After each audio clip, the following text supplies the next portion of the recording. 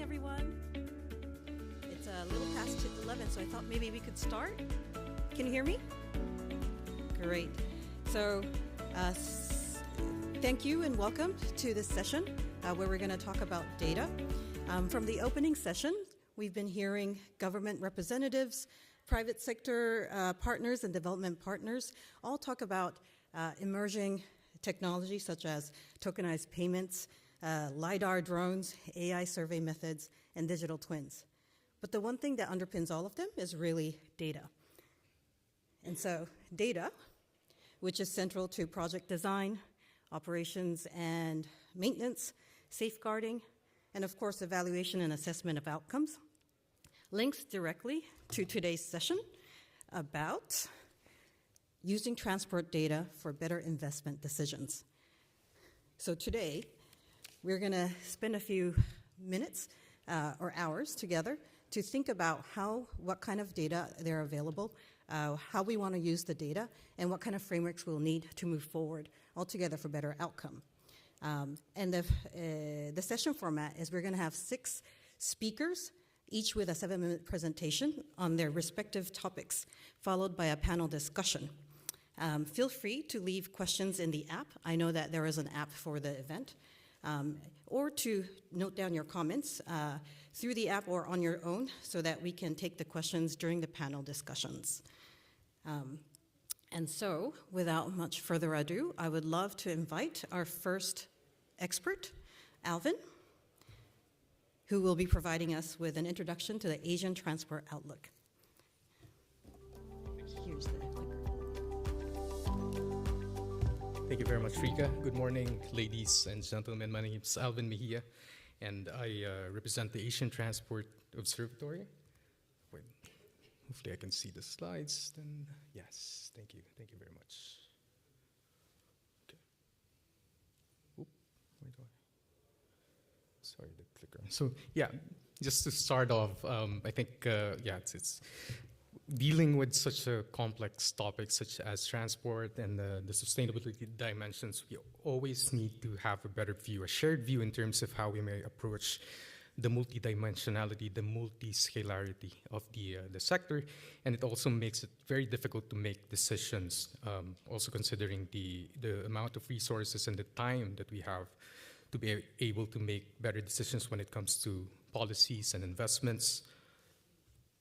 And we are always faced with data challenges when it comes to fragmentation, when it comes to unevenness, when we look at the region, when we look at the different silos, when we look at teams, seeing different topics, different subregions as a specific unit and not integrating them together. And sometimes also when it comes to the formats of the data, it becomes unusable and inaccessible. And this is where we want to really contribute towards making transport or seeing transport as the invisible thread for our different goals. This is just for the SDGs. Now we have the UN Decade for Sustainable Transport, which also adds this certain way of thinking with regards to the sustainability of the sector as we move forward. And this is where we try to contribute. As an observatory, we try to strengthen the knowledge base of transport in Asia and the Pacific. This is an initiative that was started by the Asian Development Bank, and it's also been supported by the Asian Infrastructure Investment Bank. We have 52 economies in our website, so if you go to the asiantransportobservatory.org, you'll find there all sorts of open data sets and tools and reports and knowledge products. We have 460 cities with 250 indicators. We are sitting on 1,500 policies wherein we're extracting something like 12,000 lines of targets and measures as of now.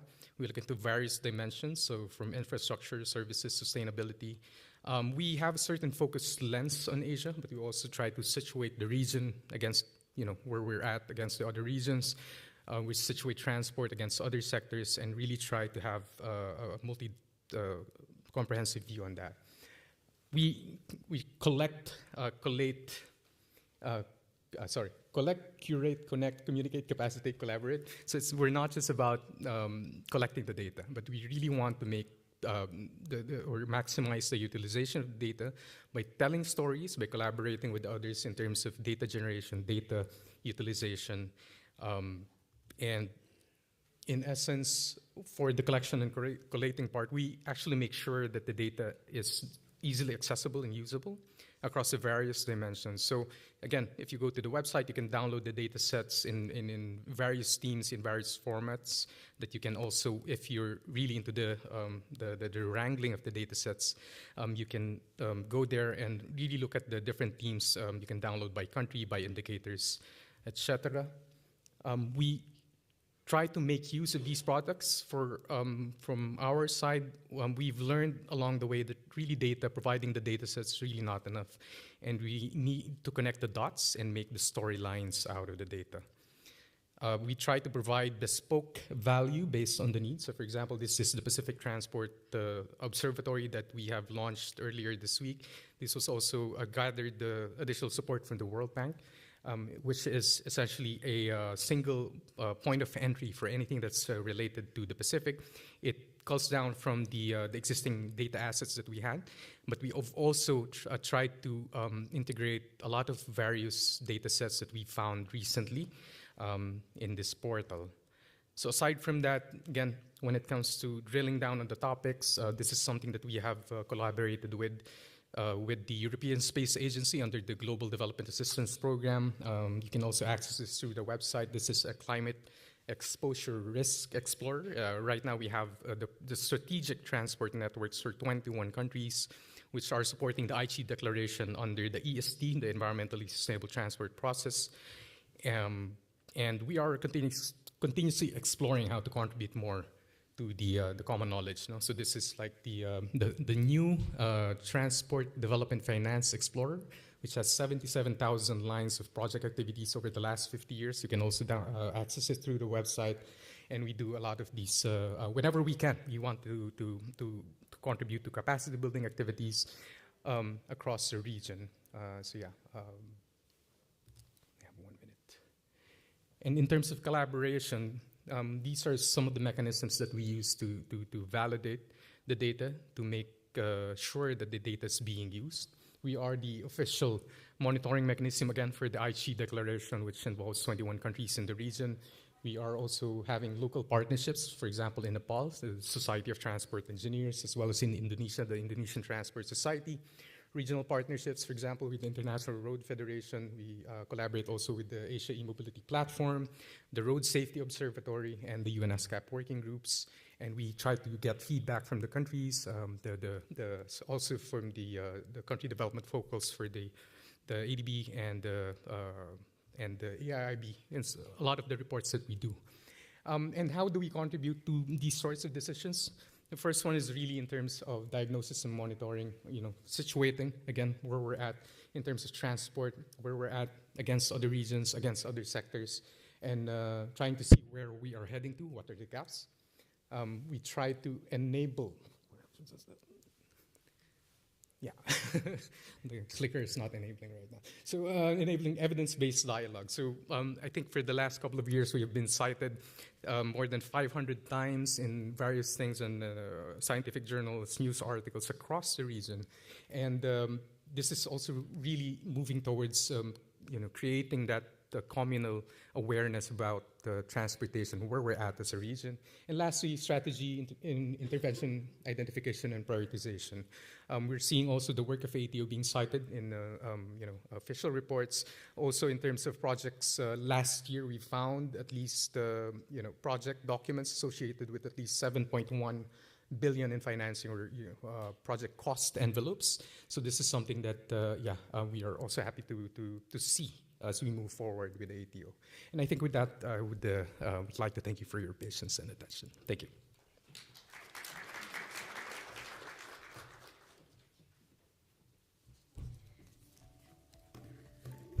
Thank you, Alvin. I would like to invite the second speaker, Belen, who will present key aspects and results from the Transport Data and Connectivity Initiative, TDCI for short. So, Belen.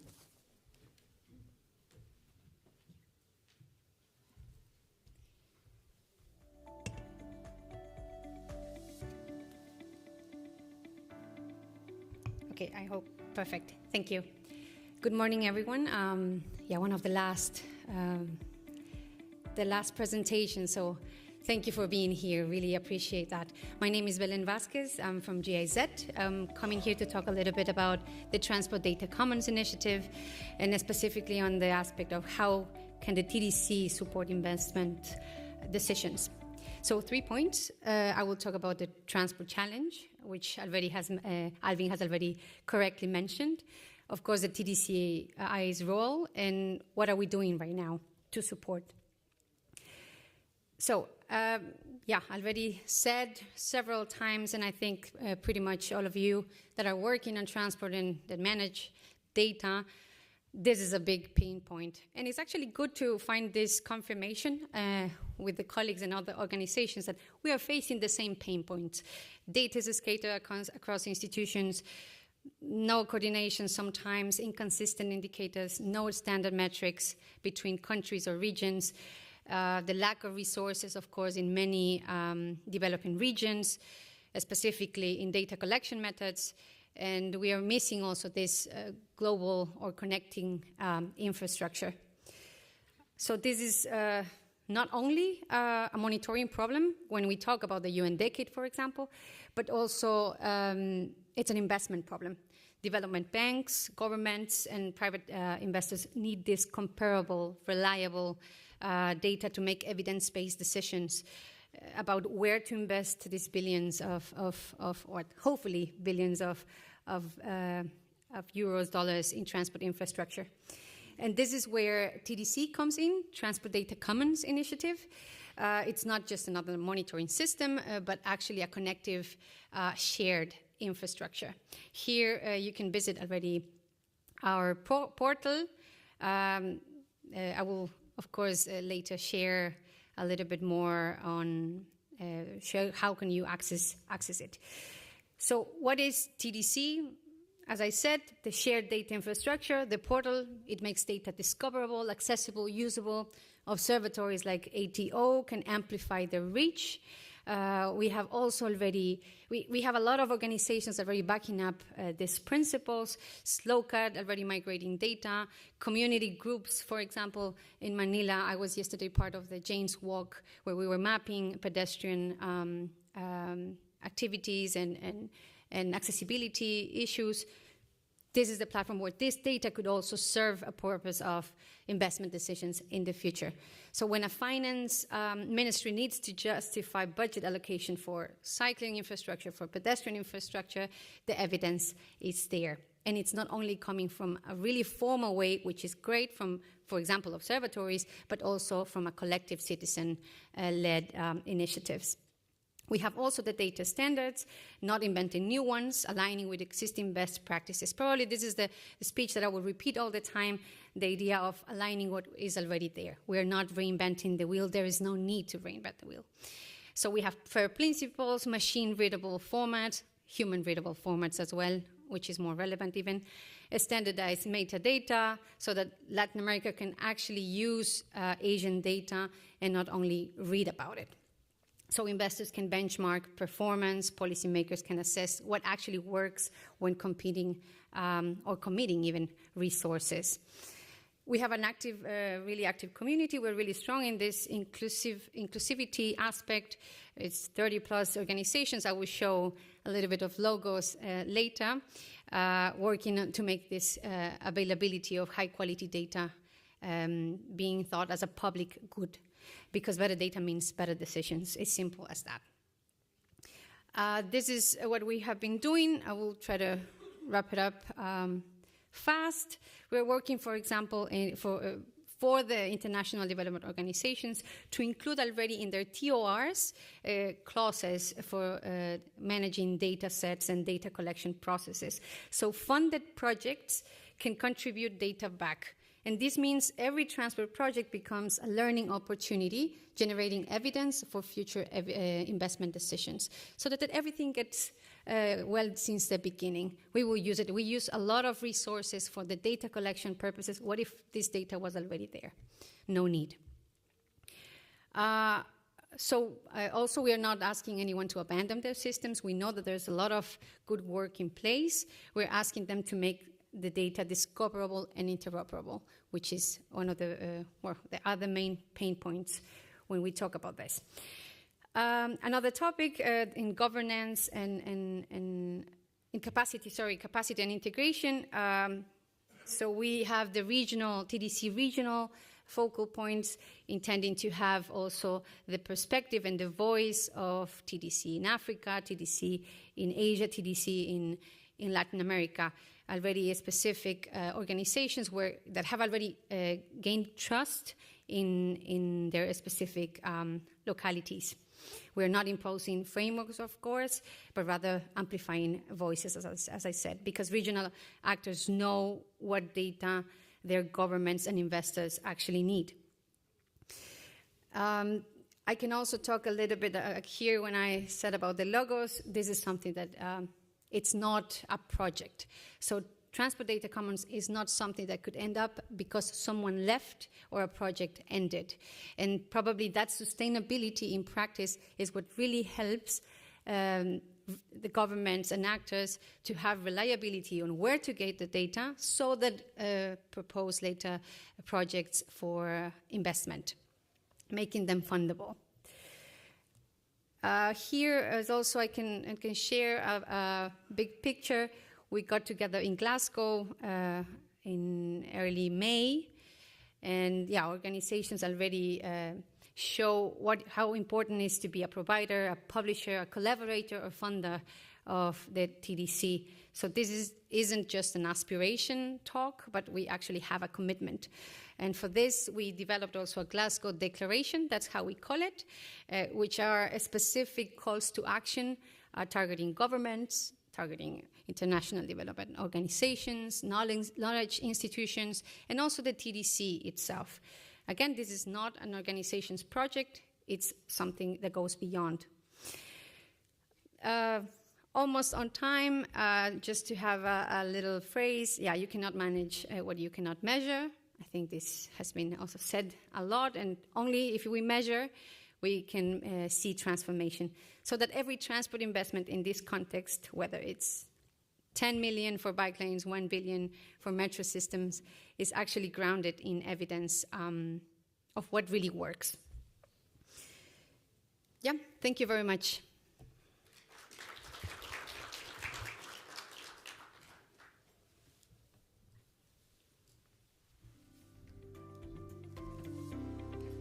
Thank you, Belen. Next up, we have Sveta, who will be presenting the World Bank's IE Connect platform. I hope I said that right. Great. Thank you so much. I'm excited today to have the chance to be part of this discussion on using transport data for better investment decisions. Great. So this is from the lens of the iConnect for Impact program. This was one of the first research programs to bring innovative data and rigorous experimental evidence and causal evidence to the transport sector. This started as a collaboration between FCDO, World Bank Research, which is where I sit, and then also operations teams. And back in 2015, when we first started, there was very little causal evidence in the transport sector. And a big reason for that was lack of data. And so a big part of the program has been investing in harnessing diverse sources of data. So starting from that primary survey data collection and bringing in satellite, administrative, sensors and trackers, crowdsourced, telecom data, all of these different sources that can help us in terms of generating more rigorous evidence. Now, I've already presented on some of these over the week, so I'll focus on one area that I think has not been discussed quite as much, at least not in the sessions I've been in, and that's focusing on women's access, and specifically the role of safety and access. And I think part of why we don't talk about it as much is because we don't have the data to allow us to have those needed discussions. We know that safety is really important for women's mobility. The International Labor Organization estimates about 16.5% reduction in women's labor force participation due to limited access to safe transport. In more anecdotal surveys and kind of focus groups that have been done in some countries, we're finding about 80 to 90% of women reporting harassment on transport. But again, this is more anecdotal. We don't have really systematic data. And even in these cases, those incidents are rarely reported. So the big question is, how do we address this type of challenge if we don't have basic data to shape the solutions and to also measure whether those solutions are working?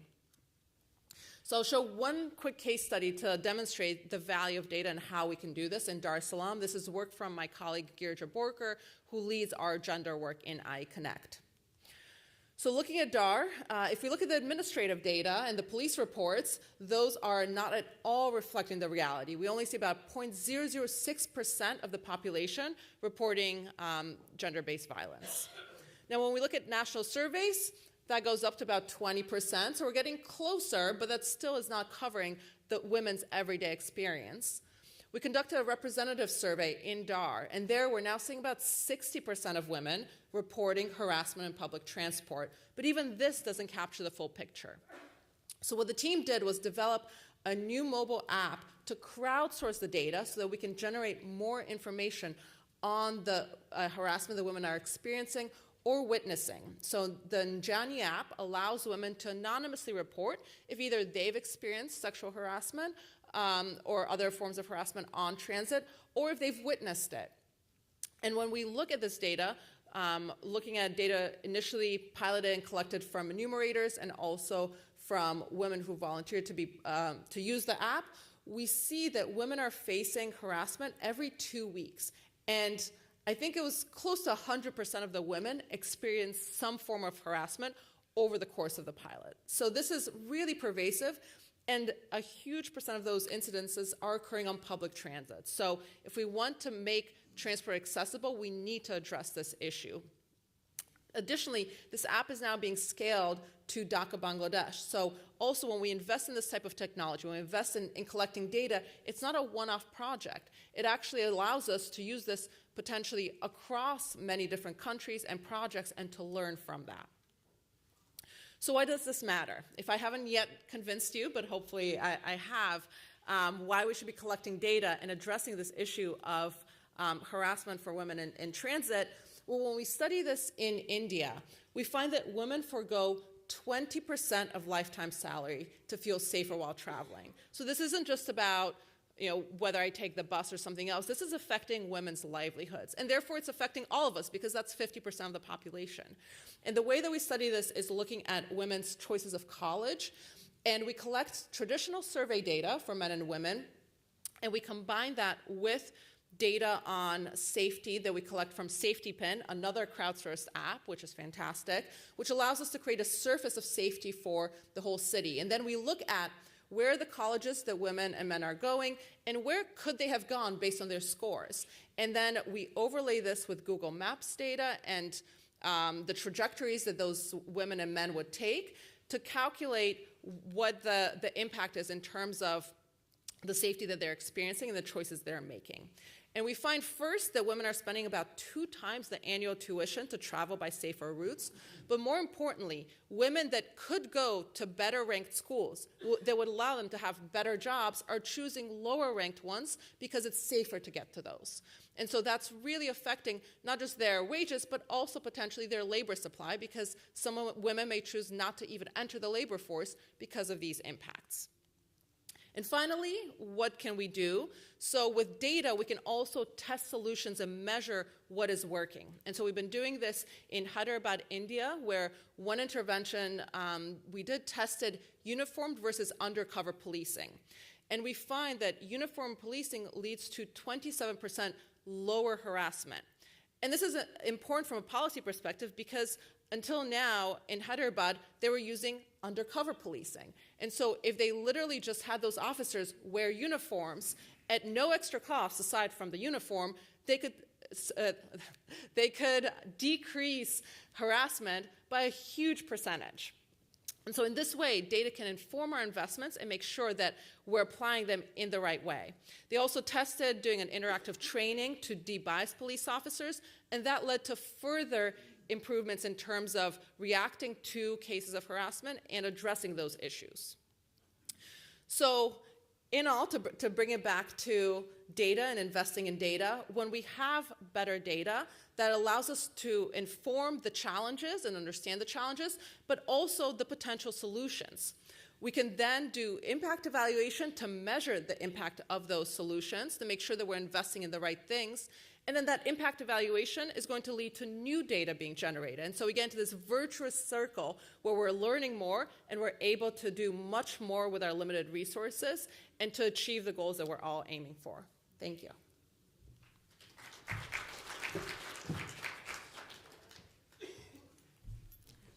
Thank you, Savita. Very important data for us in Japan. Next up, we'd love to invite Greg. Greg will provide us with an overview of IRAP. It's a road safety assessment tool.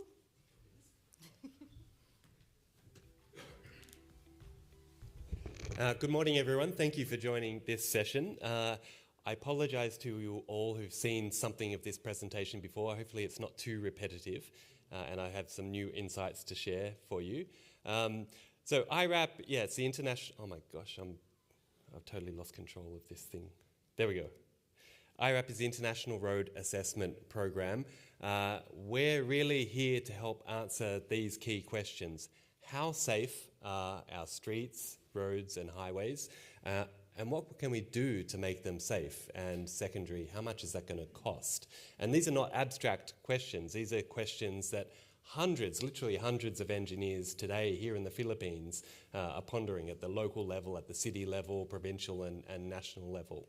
So what we do as a charity is we provide freely available methodologies and tools that anyone in the world can use to star rate and assess the safety of their road networks, but also generate investment cases about what you might do to improve those roads. Do you build a sidewalk? Do you lower speed limits? Do you improve intersections? Do you ensure that connectivity to the public transport is better? These tools are available to help you do that.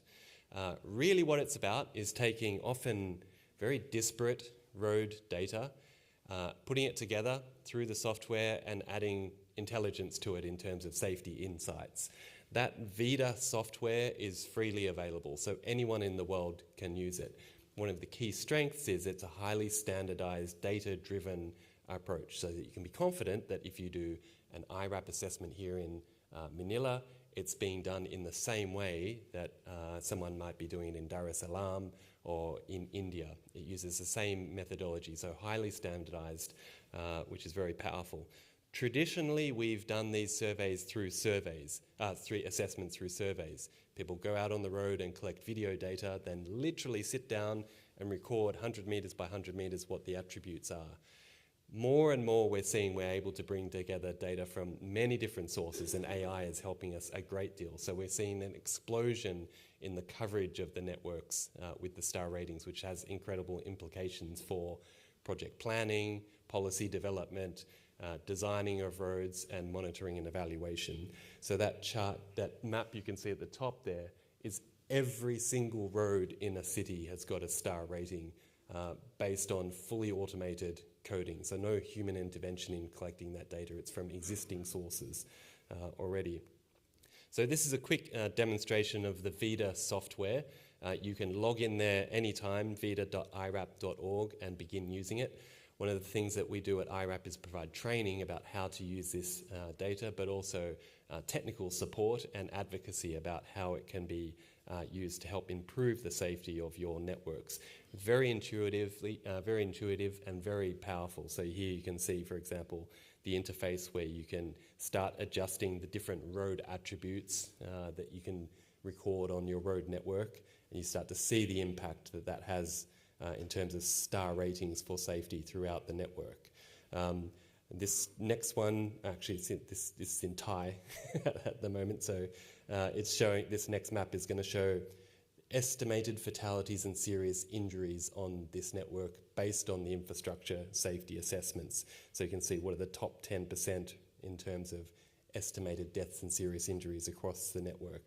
This next chart picture is going to show you what we call the Safer Roads Investment Plan. So having done the data collection and the analysis, you can start to then do modelling to say, what if we built sidewalks? What if we built improved median treatments? What if we built intersections? So you get a menu of options and they're mapped out so that you can very quickly say, at these locations, here's what is economically viable to build given your budget and given the situation that you have. So some quick case studies. We've seen fantastic improvements in networks over a long period of time. So many countries have been using these for more than a decade now. So in Uruguay, they did their first assessments back in 2013 and 2014. They then had a foundation of data that could inform all sorts of activities. So it helped to inform projects when they were doing major capital works. It helped to inform their maintenance program. It helped to inform one-off ad hoc rehabilitation work that they did. It helped to inform capacity building. So over time, what we've seen is the safety improvements and safety ratings of that network improve. So now that 82% of their major network is rated 3 stars or better, it was much less than before. And very importantly, it didn't happen with just one project. This data underpinned many, many different efforts, on a very consistent basis. Similar thing happened here in this region in Brunei.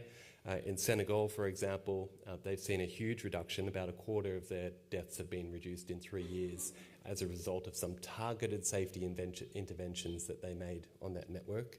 And in China, we had a fantastic opportunity with the Asian Development Bank in Shanxi to do a very large-scale project where these tools were used to help influence the design through an iterative process. So the designers literally were star rating their designs, and as they saw opportunities to improve the star ratings, they were introducing changes to the design through iterations, and eventually they optimized the safety for the budget and for the context.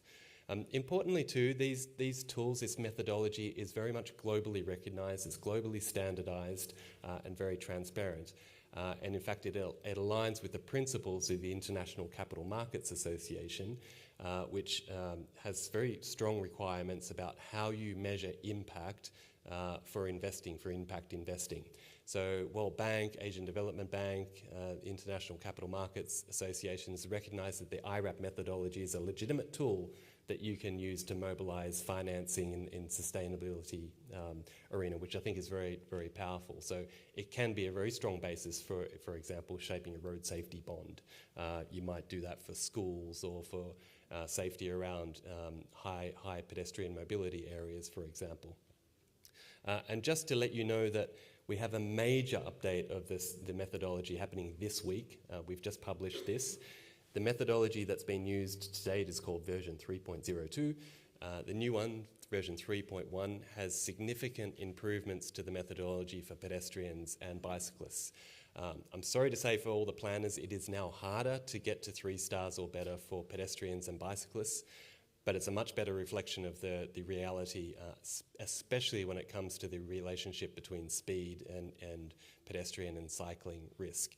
So it's a very powerful update to the model, and when you use the Vita software, you can see you now have the option to use the previous model or the new model as well. But this is one of our, what we see as a very important contribution from our side to the Decade of Action for Sustainable Transport to help ensure that we're really encouraging that transition to active transport, to walking and cycling, in at least in one part, to help support access to public transport. So that's it about IRAP. Thank you very much.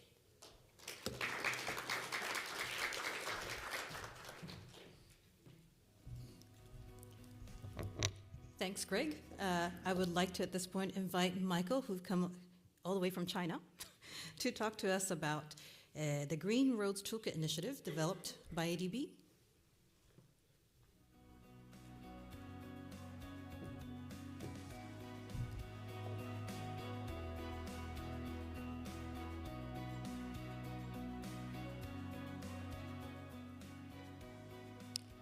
I think the wrong presentation, but we can proceed, I think. Good morning to you all. How many have heard about the Green Roads Toolkit? If you could just raise your hands. Okay, quite a bit. So I'm not going to go too much in detail of the Green Roads Toolkit. Just introduce you to it. It's available on the ADB website. It's really one of several data platforms that ADB has developed. So the ATO is one. We also have the Asia Pacific Road Safety Observatory that was also supported by ADB and other partners. And we have other regional tools that we use through our regional cooperation initiatives as well. Now, Green Roads is slightly different in that this was developed specifically to support investments in the road sector. And it is internal to ADB, so it's being used by ADB project teams, but anybody else can use it. Now, if I can get the presentation back online, then I can proceed. Otherwise, I can just continue to talk. So, to be able to ensure that people can actually use the toolkit, just for example, on Monday, because all ADB transport staff were here, we decided to provide a training to all staff just to ensure that everybody understands the toolkit and is able to communicate how they can use this with governments. So the toolkit has these 9 dimensions that I will not go into too much detail on. But just to mention, it is essentially a collection of several good practices, around 150 good practices, and we are adding more across these dimensions, from decarbonization to pollution, all the way to inclusive growth. So we wanted to try and bring everything together. What we haven't done is brought in road safety as much as we want, but that will come in the next iteration. And what you see are the screenshots of some of the case studies that you have in the toolkit. Now, what I'll do next is really not demonstrate to you the toolkit, but rather show you an example of the work that we are doing to implement this in one of our client countries. So we, as part of being inspired by examples in the toolkit, we designed a study across 3 countries, Pakistan, Tajikistan, and PNG, to carry out multi-hazard risk analysis. So the reason for this was really, we wanted to understand what could be the best way for these countries to address resilience in their road transport system. Because as you know, one of the main issues is the lack of financing to address resilient infrastructure. So then we want a methodology that can prioritize, identify where are the hotspots, where these countries should focus. So where are the critical infrastructure and where are the hotspots? So this is PNG. You can see the network of PNG. It is really not very connected. So they have an existing road, just about 8,000, and then the government plans to build what is called Connect PNG to try and make the network more connected on the right. Now, in terms of the methodology, it is essentially a layered approach. So the approach is to basically bring hazard data sets in a spatial manner, overlay that on the network so that you can understand where there could be impacts across the network, and then understand what will be the impacts of those hazards on disruption of transport services. Because the impacts are essentially twofold. One is damage to infrastructure, and the other one is disruption to transport services. All those will have costs associated with them. And then once we have that, we can then understand where the hotspots are, and also be able to evaluate from economic basis what are the costs. Now, one of the challenging things here is how do you actually estimate travel demand across countries?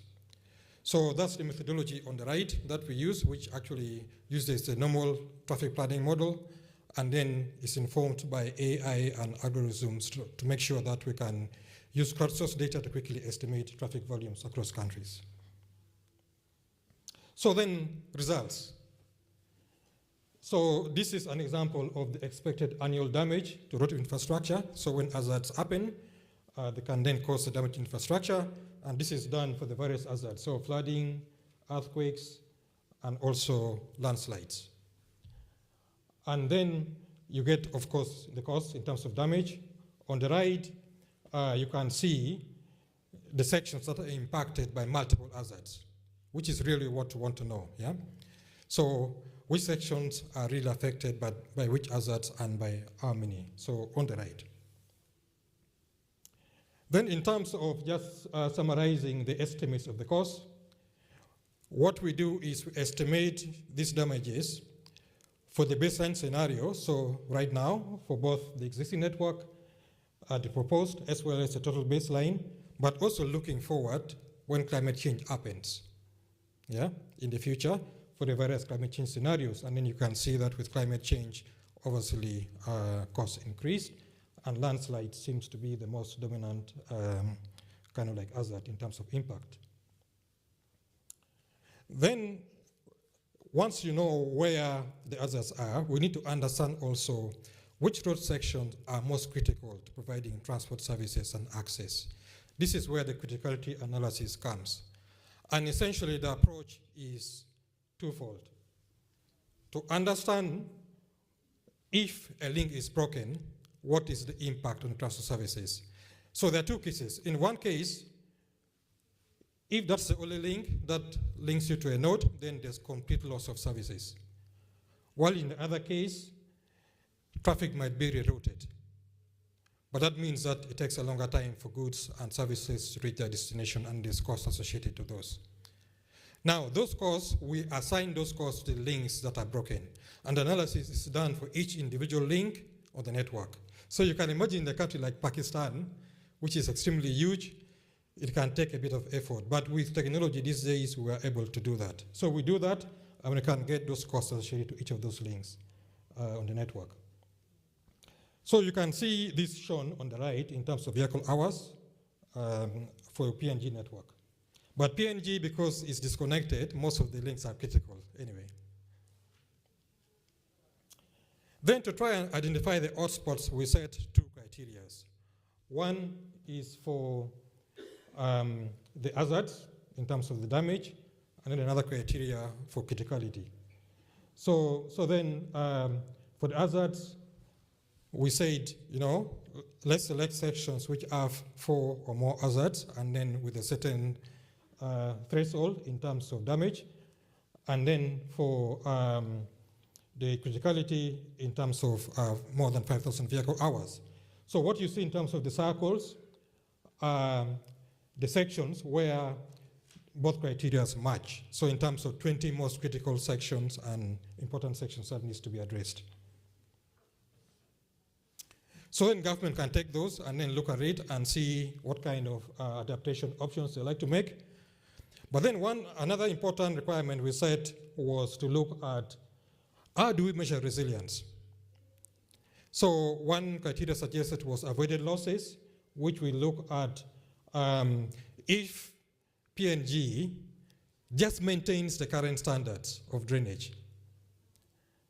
How much losses could they avoid with climate change? So that's what you have in the different scenarios. Now, this information can be very useful to track resilience going forward if the country can embed this modeling approach in their process. So then to conclude, there are some recommendations from the study. We are already actually working with PNG and partners to implement most of these recommendations. So one that I would like to highlight is the enhancement of the design standards. We have just actually completed the initial versions of PNG's climate resilient design standards, both for the infrastructure itself, but also for maintenance. The next step for us will be to work with them to see how this can be implemented so that it becomes practice. Okay, so I think back on time.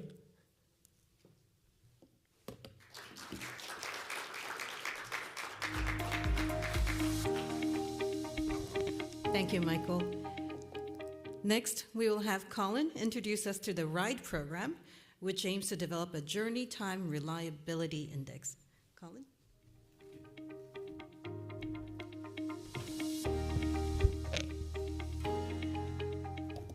Okay, systems work? Yes, good. You'll be pleased to hear it's the last day, last presentation. Then you can all go home. hopefully, if you were here 2 years ago, we don't suffer the weather that came through on the Friday night. There was very much typhoon weather 2 years ago, and it really made some interesting journey times. And I'll talk about journey times very soon. I'm here representing the RIDE programme this morning even. RIDE is Research on Infrastructure and Developing Economies. This is the next generation of FCDO's research programme that's been running since 2008 even. And I'm part, as TRL, of a consortia between GIZ and WRI, delivering this programme on behalf of FCDO. You'll be aware of the previous programmes that have been around.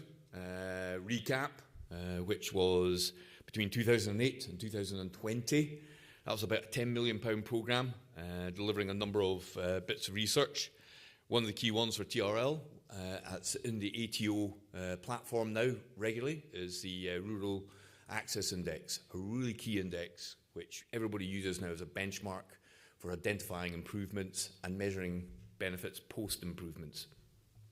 The next programme was High Volume Transport, again an applied research programme.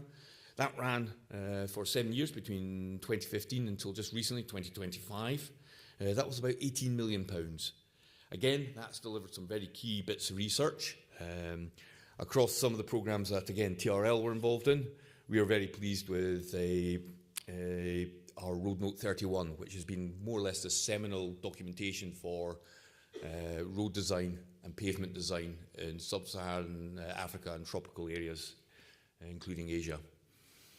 One of the key bits about that piece of research now is countries are taking it and nationalising the design standards on the back of that. And it's been really positive, and it's a legacy piece of research that has stuck with us. And so the next version of this work, it's not the RECAP, it was not the same as High Volume Transport, and RIDE is not the same as these other previous programmes. You will find the platform, and I'll give you a link at the end. It's all got the same reports. You can find all the old reports as well, and we'll be able to give you a link. But RIDE is across a 5-year programme.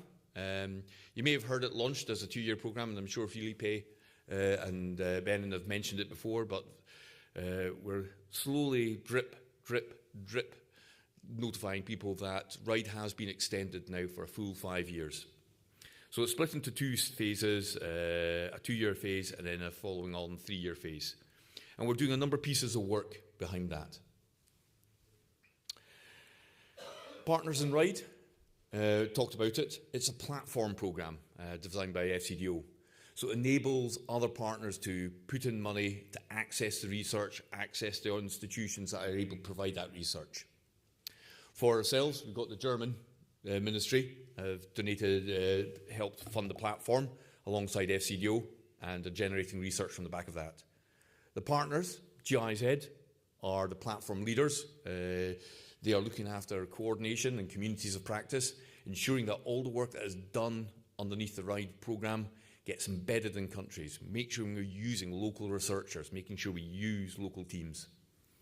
WRI, you're here, represented by Felipe, are looking after the research element of that programme, the restricted calls, and also undertaking research themselves. TRL, and please note our new logo as we move into a new version 3 of TRL, we're undertaking specified short-term research and also acting as what's called an agile response unit to FCDO posts in country. If a need is identified by a country and FCDO can support you, the posts can access RIDE to allow research to happen and get practical results. A couple of other more recent funders as well, the Shell Foundation and the development of Canada's International Development Research Centre, who are helping fund some of this work. This is some of the research that is ongoing in RIDE over the next 2 years. You'll get the slides after this, so I do not expect you to be able to read it, but a couple of ones I'll just pick out. WRI, Work Package 2, Gender-Based Violence in Public Transport. I saw Sveta picking up on that earlier on. Really important, following on that work. WRI are really using their urban knowledge across LMICs to support this. TRL, with our history of infrastructure and journey and transport, we're doing a couple of pieces of research just now, a Journey Time Reliability Index and a Climate Resilience Toolbox. I am actually responsible for the JTR Index One, and Dr. Workman, who's with us here today, is doing the Climate Resilience Toolbox using satellite technology. I'll talk a bit more about my JTR1, but Robin's always around if you want to learn about the other one. And then we've gone to the TRIP network to do some restricted calls, partly because of the times from the first generation of it. TRIP network is made up of Birmingham, Durham, Imperial, Leeds, Manchester, Newcastle and Oxford universities. They have come together to make joint proposals and draw down some money from the RIDE programme to actually do some research into front-end things. And I've got a colleague, and there he is there, from Birmingham University, Mr. Chinata Mulambaye. Got the name right, good, thank you. Who can explain a little bit more about what Birmingham are doing under the Works Package 2, efficiency and standards, and looking at interoperability. And we've been talking about modal change around LMICs and standards and approaches to that. And University of Birmingham, along with others, are following through in that one. And last but not least, with 52 seconds and a giant red bleeper about to show up for me, a little bit about TRL's work and journey time reliability. And we're looking to see, can we have some sort of index, similar to the Rural Access Index, that can actually help measure connectivity for a region? Now, I'm a great, passionate believer that it's not how quickly you can get from A to B. It's how reliable your journey is.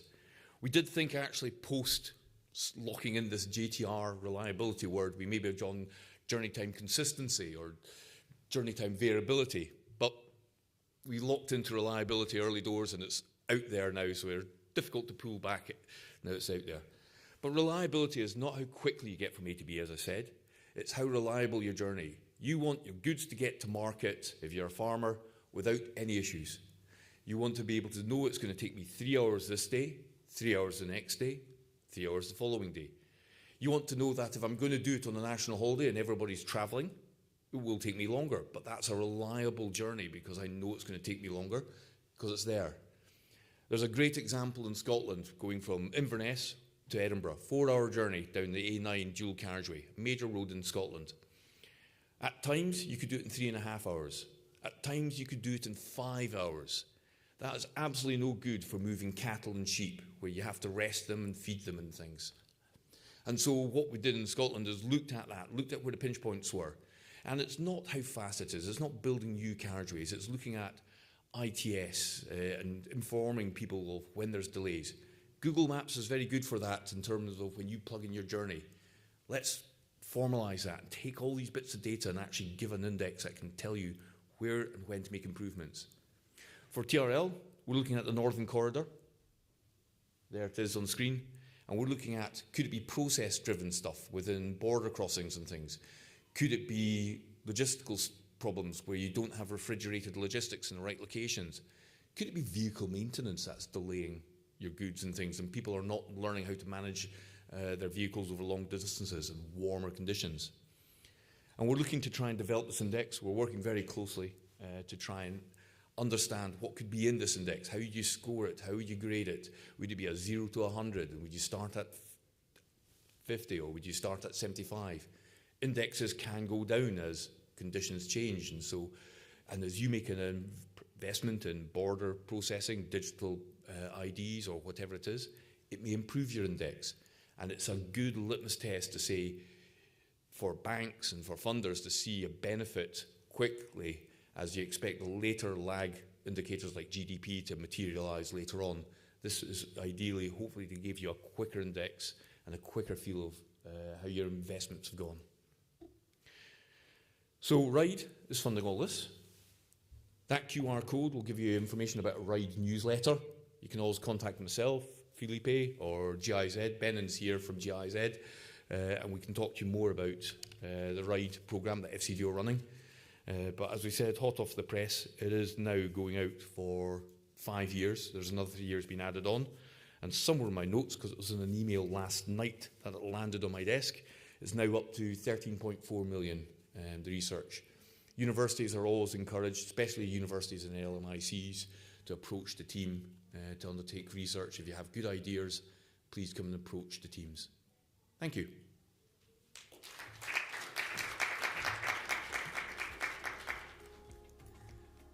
Thank you to all our speakers. We will be moving to the panel discussion, so I would like to ask all of our data experts, our urban transportation data experts, to join me up on the stage. That'll be most of you on this first table. We will be moving into maybe a 30-minute panel discussion. We haven't seen any questions come in through the app. So if you have any questions, burning desires to know about any of the programs that we heard about today or any topics around urban transportation data, feel free to come to the middle mic and share with us your questions. I don't see any, but feel free during our panel discussion as well to come up and let us know that if you have any questions.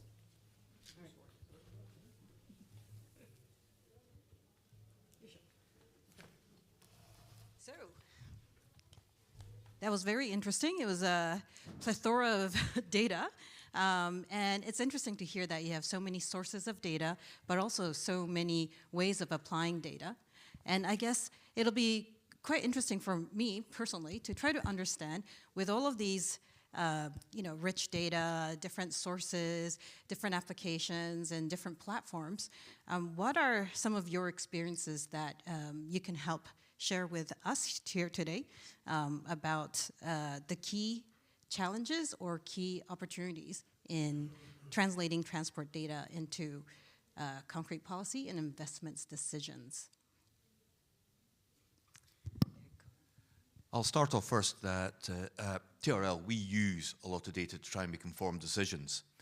And one of the key things that we're doing with TDC and the other work is actually and the ATO is there's organized people now who can actually look at this data and work out when data should actually be retired. We are gathering more and more data and we're getting more and more information all the time. And we recognize that some of that legacy data is still informing decisions. It's been a piece of research that's used a bit of data, that's drawn on a piece of data and research done previously, and it's done from previously. And the efficacy of that data, is it what's it been built on, all these bits of research? And having platforms like TDC and the Data Asian Transport Observatory is helping us as front-end researchers and people trying to give applied information more confidence in that data set is fresh, it's relevant, it's not second-hand, third-hand, gone through a mill a few times and been reinterpreted and extrapolated and varied and sometimes blurring the lines of what it actually means. So that's where I see improvements. Certainly researchers around here, you have to always check the source of your data, and I think the movements that are happening now are really helping us on that form. Which reminds me of Belen. You were talking about sustainability of data. Do you have any comments or any reactions to the life cycle of data?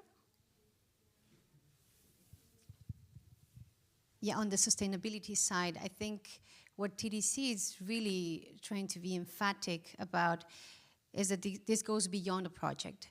This goes beyond a specific period of time or a specific government party. It goes beyond. I think data, in a way, the undervalue or the inner value of having already this data collection processes out there, these reports, this analysis, is that we are having access to them beyond the person that did it, the project that did it, or even the entity that financed it. So I think that this is the approach that the Transport Data Commons is basing its principles of going beyond that and actually make it accessible. But accessible is one part, and then it comes the high quality of it. Because as humans are different, data, sadly, is really different from each other, and that's the difficulty. Right now we're speaking in English because we are agreed on having that standard of speaking in English. So that's the same thing for data, so that it's possible that they speak to each other. So probably that's the sustainability side of it, that we can keep creating interfaces or spaces where this can still live beyond whatever happens in the context. Thank you. Clearly, interoperability is very important. Is there a question? Apparently, there's a question through the app. So let me just read it out and see who might want to respond. The question, two questions. The first question is, how do you coordinate between the data organizations? For example, what is the level of coordination between ATO and TDC to synchronize data from different sources? Thank you very much for the question. In terms of coordination, for the Asian Transport Observatory, we've mentioned several mechanisms wherein we try to validate the data. So because what we do is we try to, the initiative itself, it was born out of this constant frustration of going through the vicious cycle of starting from scratch. Over the time, we have been involved in various data projects, so that was the thing. And we wanted to have something that can put up the data that could be used by the community itself. So in terms of the coordination side, we try to, we collect data from national statistics, from secondary sources, from peer-reviewed journals. And what we do is we have these partnerships with international organizations, for example, the IRF. We have local partnerships with local stakeholders, for example, in Indonesia, in Nepal. We directly work with the DMC focal persons, for example, with ADB, and the other mechanisms, the international mechanisms, like the Aichi Declaration, EST Forum process, as well as with the Asia Pacific Road Safety Observatory. So these are the mechanisms where we try to validate the data and also try to make people make use of the data and also the messages. That's one. And in terms of collaborating also with TDC, we have a long relationship with the initiative as well. If you go to the portal, we have made this mechanism that the data sets from ATO actually automatically flows into the TDC, because that's also we want to give that value. And as Belen has mentioned earlier, to make these sorts of data available for everyone globally, not just really, not being siloed in certain regions, and also connecting it within the different dimensions, different subsectors within the transport sector.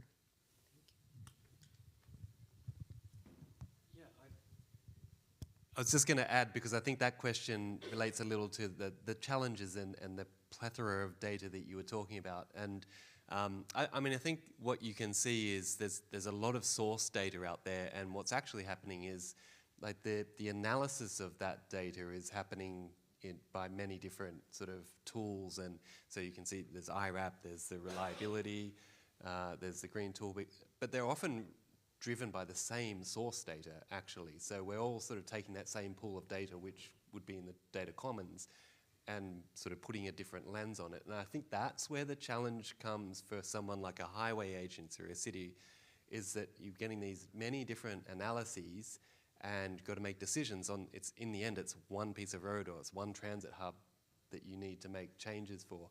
So I think that stage, and it's probably something we can do together better, is how do we combine those insights into something that's actionable, knowing that like we take action on safety, it has outcomes for the green area and reliability as well.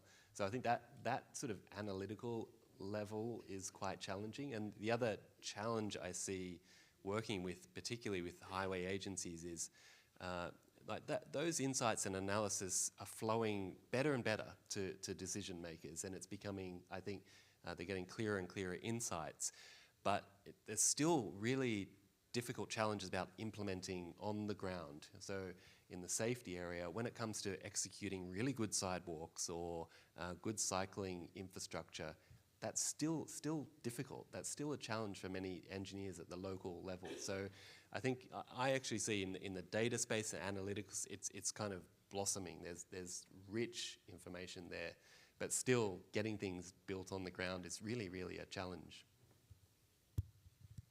Maybe just to add to that last point, something also that we think a lot about is exactly how do we translate and go from the data to it actually informing a policy, and especially coming from a more research side, unfortunately, there's been a lot of silos where the researchers are working on some great tools and some great evidence over here, and the policymakers are over here, and getting them to actually talk to each other and to get that implementation is quite hard. And I think one thing that we found within the iConnect program that's worked well is actually starting from the very beginning stages. So even before a program has started implementation, working closely with the governments to identify what is the data that they need, what are the analytics that need to be done, and then in that way, from the beginning, there's the ownership and then also the capacity building so that it's not an outside tool trying to come in, but it's actually something that has been developed together with the end user. And I think more and more we need to be thinking about how do we develop the data and the analytics with the end user so it's something that they'll actually use in practice and not just an amazing tool that lives in space. Absolutely. Defining, oh, yes, Michael. Yeah, no, so there's no government official on the panel, so I just probably wanted to also share there, because we work closely with governments. So normally the challenge we see with countries is that data is, there's a disfragmentation of data, yeah? So road safety data will sit with the police, the traffic condition data with transport, finance data with the Ministry of Finance. And I think this then becomes a challenge for the government to make investment decisions, because then you can bring all this together very quickly. It becomes reactive in terms of, let's just do the worst road rather than actually thinking about the outcome or the life cycle of the investment. So, but then we have seen some good examples. So for example, in the Philippines, the Bureau of Treasury, which sits within the Department of Finance, is actually responsible for managing all the asset data for critical infrastructure in the Philippines. And they have established a working group that comprises of representatives from the various departments, sectors, who then contribute data back to the Department of Finance. And the Department of Finance uses this for the overall asset management, including disaster risk management. Now, this is not to say that it is perfect. They have issues, but you can see a clear structure of ownership and leadership in trying to drive things forward by the government. And I think it would be nice to see more of this in our client countries and how these integrations can come together. Thank you for the practical application. I do have one more question here from the app. How can data be sustained financially beyond the project, especially for developing areas where data is hard to find and not valued? Sounds like a very serious question. Anybody want to take that, Michael? No, it's a good question. I mean, this is a problem we also have here at ADB, because when we actually invest in projects, then after 5 or 10 years, we have to come back and evaluate the impact of this project. So basically, we prepare a project completion report. Now, often the difficulty for us is the team that developed the project has already left, maybe retired, and there's often no data memory. So then it becomes a big challenge. So what we have been trying to do in most countries is, as we prepare projects, we ensure that there's a monitoring system also developed and implemented that the government continues to maintain. Now, the issue with this is that data costs money.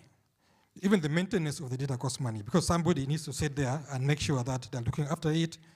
And what we see is if countries do not see the value of the data they're keeping, they are most likely to just leave it alone.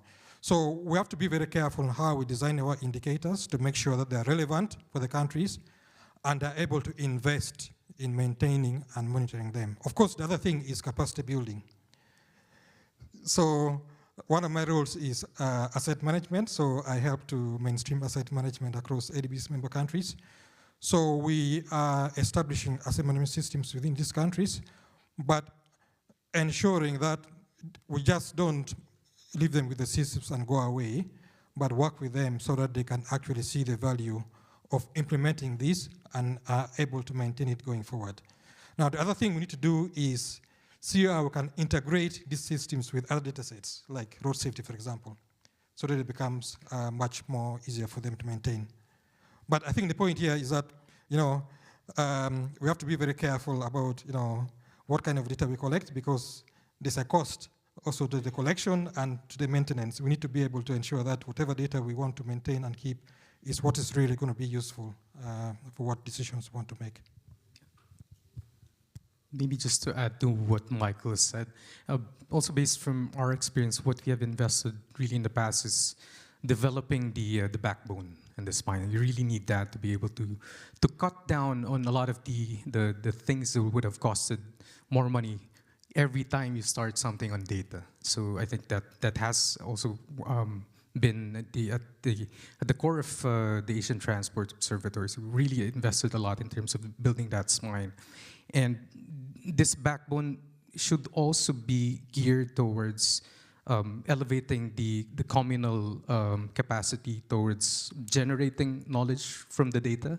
So that was one of the hardest things for us, because in the beginning we also was trying to fix the problem in terms of data availability. But once we put out the data tables out there, like, you know, it didn't really had much impact. So we had to shift towards translating the data into knowledge information that would be useful for the specific users, because data is meaningless until you give it context, until you ask the right questions, which really creates value, as I think Michael has said this.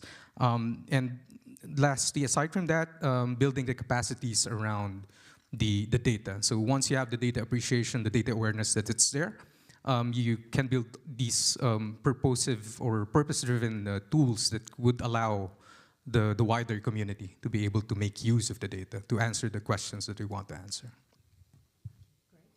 Yeah, I mean, I was just going to say also one of the things is the more bespoke a system is, the more fragile it becomes over time, is the history of what we've seen. If you build your own database or data system, it's a really cool process to go through and it's exciting, you get great buy-in, but in 5 years, maybe no one knows how to use it because the people who built it have left.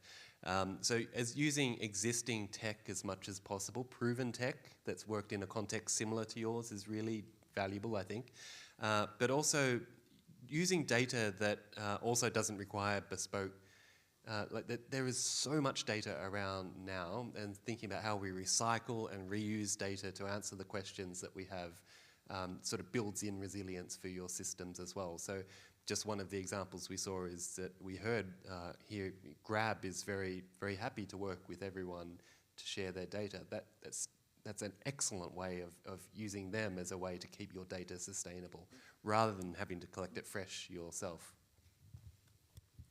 And one other point to add on that is also thinking about how we can automate some of the processes, which I think goes again with the standardization that makes it easier, because there are now, again, a lot of these tools, satellite data, other types of data that we're using that are being updated, and we can set up the code and the systems in place that automatically are processing that. Now, you still want someone to review, you want to have that data validation step, but you can really decrease the costs by setting up systems in a way that the data is being generated, it's coming in, and again, it's going beyond the project if we set it up well from the beginning and have that in place. And more we have tools that allow us to do that these days, and are making it easier even for those that are not necessarily coders or able to program. I think it's really now much more feasible to do that at a very low cost.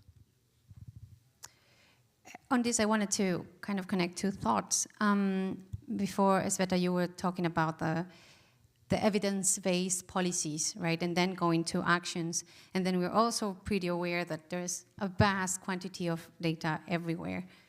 Quality is still something to point to, but there is existence. So how to connect that to governments? And I think that's also the need to have this sort of connection or this shared idea. For example, from TDC, we immediately understood that we need local actors, local organizations. So here, Grab is pretty happy to work with Asia, right? With the Philippines in particular. In ATO has a great reputation here in Asia. So the same idea applies to Africa and Latin America. Oceania. So we need these bridges. We need these specific organizations that already have trust in the field so that we can connect with the governments in order to have the evidence-based policies. Yesterday, I think Felipe mentioned, transport is so flexible in the sense that we can frame it in different ways, either if the target audience is inclusion, the priority, it's climate, the priority, it's the economic dimension, the priority. In either way, in every way, we will need to convey the message. And I think the trust part of it on approaching with the right people, with the right network, with the specific expertise in the local area, I think will benefit all of us in the global scope. I think that's a definitive approach. So having observatories like the ATO, it will be amazing to replicate that. Also to having an observatory for South America, just giving a name, which probably already exists. So this is the idea, to connect so that we can really implement the policy to actions to fundable later. So I'd quite like to know, using data, I'm a user of it, but we have customers. If we want to put it into a service-driven thinking mindset, that roads authorities, treasury, governments and things need to make their business cases to achieve funding from Asian Development Bank. They need to make it a case from even their own treasuries for their own road investments. One thing RIDE is doing is actually asking the front-end customers, what data do you actually need to inform the decisions to allow you to make a business case? We have Mark, who is in here talking about data to deal and talking about the stages to make that deal stage. We've been having Sveta talking about back end, about modeling and evaluation, and really good examples about differences, if I get the right way around. And I'd be interested to hear actually what the customers, the end users, the roads authorities, governments actually wish from this data. I don't know if they're online or not, but. I guess if anyone's interested, feel free to leave a question or a comment through the app. Yeah, I have an interesting, well, weird question. I often like to ask questions about when have you failed last, so that we can learn from your failure. If anybody would like to share some of your learnings from a previous, it might not be failure, a pivot is good enough as well. No, I think I mentioned it earlier, Rika, but one of the mistakes that we learned from during this journey with the observatory, because the first portion of the observatory, we were really trying to put out the data sets out there. So that was the bit that we worked on in terms of putting the data sets and making them available. So once that was done, we were getting questions like, I couldn't really use the, go through the tables, etc. Because data in itself is valuable, but again, it has to connect to whoever's using it and to the decisions that have to be made and at the time that they need to be made. So that's why we really shifted towards just, collecting, curating, and organizing the data sets and transforming them and discovering the storylines. So really the exploration and calling out the messages, the narratives out of the storylines for different users. So that's why we also have different dimensions that we cover across the transport sector and across the 52 economies. So we can make use of those data sets to be able to answer bespoke questions from bespoke users at the right time, because the critical decisions, they really need to be time sensitive. So just giving out those, good enough data sets to provide those direction at the right time is very important. Thank you. Michael? I think it's a very important question. So, I mean, we have failed several times. So ATO is a success story, but when I joined ADB 8 years ago, there was no transport sector database. I was quite surprised, for a bank of this type. And I remember having a discussion with Jamie, my boss, and then ask him why. And I mean, And then they told me there's a transport database somewhere. We looked for it, we could not find it. There have been several efforts, apparently, to try and develop a similar observatory, but because we are not set up to maintain this kind of database, then the model wasn't right. Yeah? So I think that's why for the ATO, we had to look at a model that we felt could work better. And I'm glad that we are seeing the success story that we are seeing with ATO, and well done to the team. So we learned our lessons in that sense. But also from the government side, we have seen also lots of mistakes, or let me say not mistakes, lessons that we have learned from how we have tried, for example, to establish asset management systems in some countries. And then they don't actually happen simply because we do it, and then when we go away, the countries do not have the capabilities to sustain these systems. It may not be appropriate for their needs. They're not properly institutionalized, so they're not being used really for investment appraisal. They don't see the value of doing it, and therefore they don't maintain it. So now really when ADB goes to these kind of initiatives, we make sure that it is holistic. We are looking at both the policy level, being able to embed this in practice, as well as supporting the downstream data collection and capacity building and efficiency system. And we do it for several years. So an example is Kyrgyz Republic. We have been working there for the last 10 years to build their asset management capabilities. And now they're at a position where they're able to actually sustain this by themselves. So we have learned lessons, and I think we have to continue to try and learn more. So from our experience, there have been many cases where we tried to use data or tried to apply a new way of collecting data that didn't work. One quick example, in Nairobi, we want to collect data on road safety from commuters on the paratransit. And so we set up a system of these stickers with QR codes that were on a few buses, and got no response because people just were not using QR codes. As soon as we switched it to an SMS base where the SMS was free for them to use, we were then all of a sudden able to get really useful feedback coming in from the users that was telling us about the safety of the drivers, as well as also other important quality factors that are important for the transit system. So recognizing that there are lots of these high-tech, innovative solutions, but sometimes actually a little bit lower tech might be better, and testing out and piloting, and I think that's really key. Anytime you're trying something new, try it out on a small sample, see what works, so that then you can invest in those things that are working, and recognizing that some data sources are not going to work. We talked earlier about how satellite data may not work if you have very high tree cover, or you might not have that GPS app data available in every setting. And that's okay, and I think it's taking the time to recognize what data is actually going to be useful. And in that sense, those failures are okay because we're learning from them, and then finding what will work in a given setting. Thank you. Go on. May I share a failure as well, since we're on that? One that I experienced recently when I was in Indonesia working with the national agency, Bina Marga there. They're doing fantastic work on safety and got investments lined up, and their policy is driving. But we were doing the analysis, and in the end we said, look, you're not going to be able to achieve your safety target for this road network without lowering the speeds on some sections. The infrastructure budget is not enough to sort of...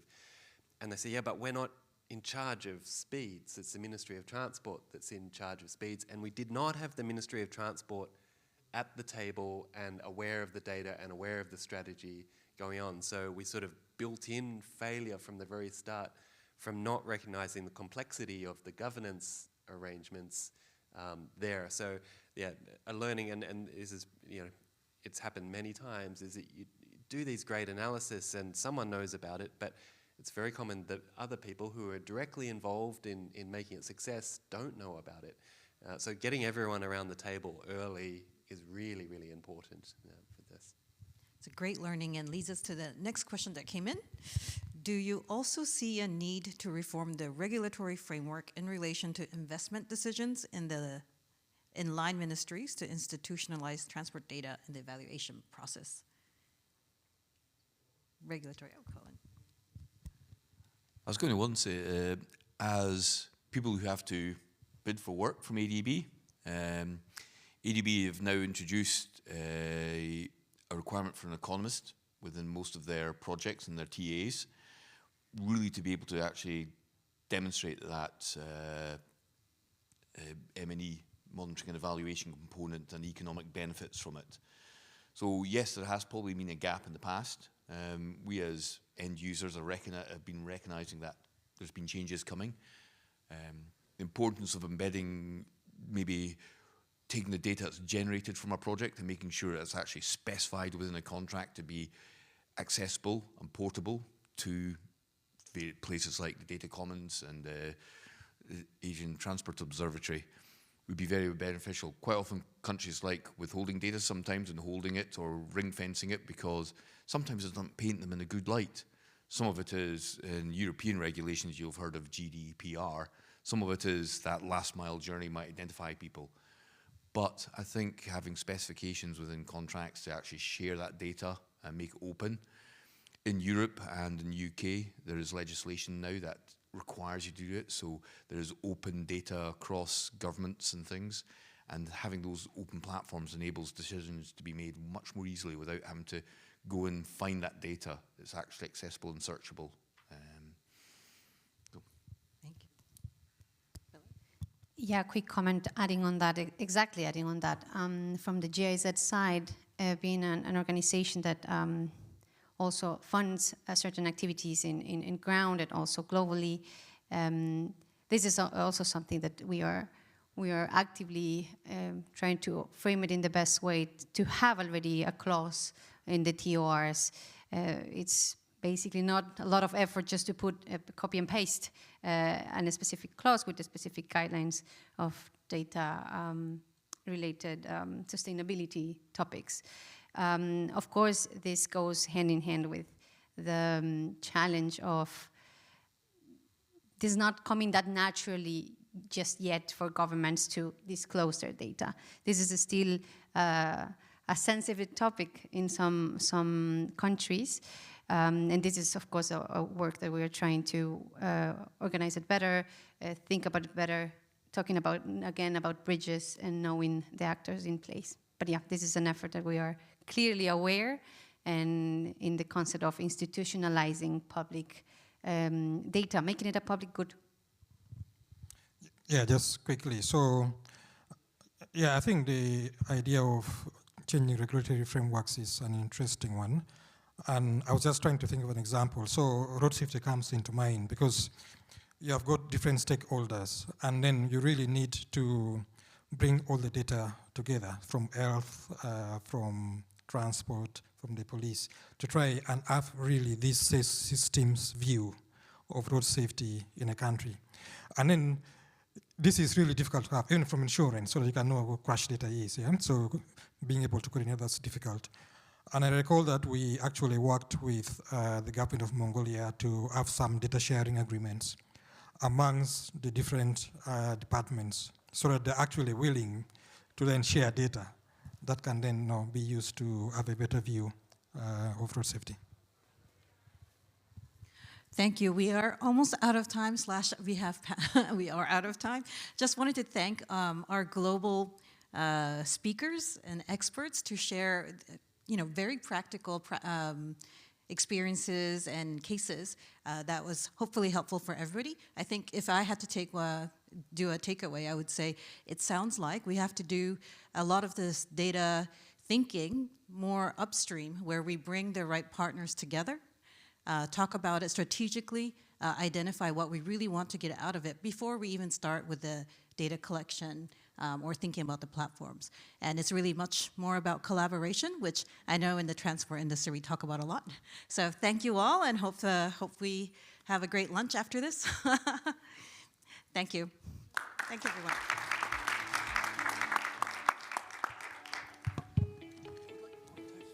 We have every continent in the world here. You're Australian, yes? Yeah. South American, North American, European, Asian. We have actually every continent in the world on this stage.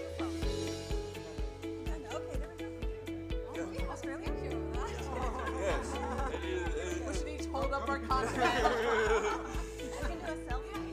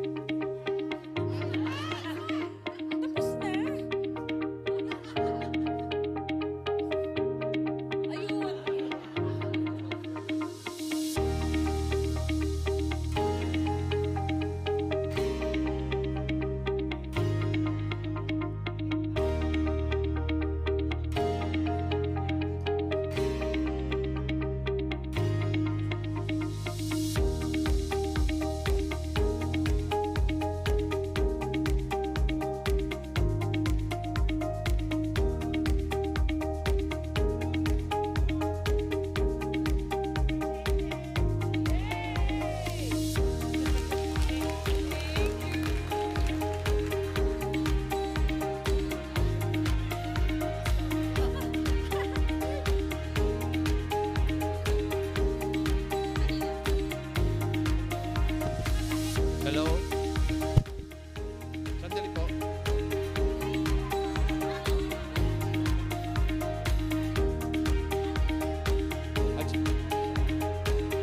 It's okay. I just want to say thank you so much for all your hard work. It's made the week go really smoothly. Your efforts have been greatly appreciated by everyone, so thank you so much.